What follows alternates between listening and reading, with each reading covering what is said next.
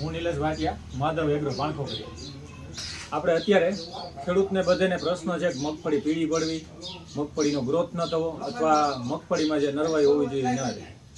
મોટાભાગના કારણ છે વાતાવરણની સાથે સાથે ચૂસિયા જીવાતો, ઇફેકો અને છોડમાં પોષણની ખામી.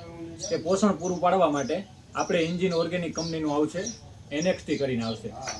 NXTની અંદર સીવીડ આવશે, હ્યુમિક એસિડ આવશે, આલ્કલિક એસિડ આવશે અને હાઇડ્રોલાઇડ પ્રોટીન આવશે.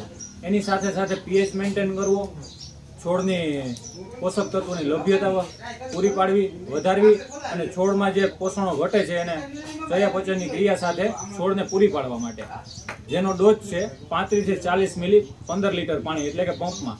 જેના લીધે છોડમાં તમને 2 થી 3 દિનની અંદર રિઝલ્ટ જોવા મળશે અને જે છોડની ફૂટ, ફ્લાવરિંગ અને વધ એ સાથે એમાં જે સૂયા બેસવાની પ્રક્રિયા છે, મૂળનો ગ્રોથ કરાવવો અને છોડનું નરવાઈનું કામ કરશે.